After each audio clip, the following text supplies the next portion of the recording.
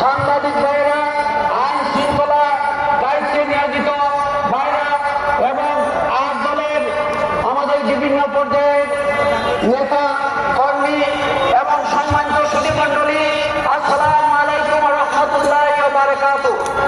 সম্মানিত উপস্থিতি, এই আট দল 5 দফা দাবি আদায়ের লক্ষ্যে আন্দোলন চালিয়ে যাচ্ছে।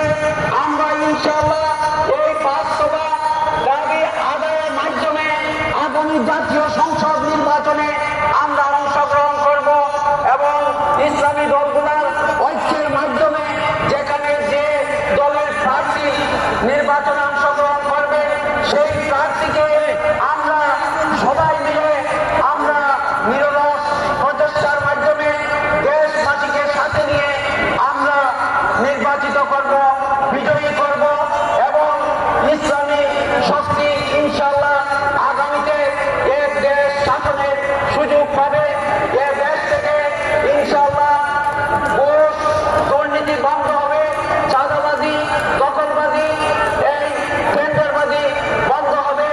সম্মানিত উপস্থিতি, আমি আজকের এই বিশাল জনসভার জনগোষ্ঠীকে সবার উপস্থিতিকে আমি এই আহ্বান রাখছি যে আমরা ইনশাআল্লাহ আগামী নির্বাচন পর্যন্ত দল মত নির্বিশেষে সবাই ঐক্যবদ্ধভাবে আমরা কাজ করে যাতে ইসলামী শক্তিকে বিজয়ী করতে পারি এবং এ দেশ পরিচালনার সুযোগ আমরা নিতে পারি। আমি এই প্রত্যাশা ব্যক্ত করে আমার সংক্ষিপ্ত কথা এখানে শেষ করছি। আসসালামু আলাইকুম ওয়া রাহমাতুল্লাহি ওয়া বারাকাতুহু।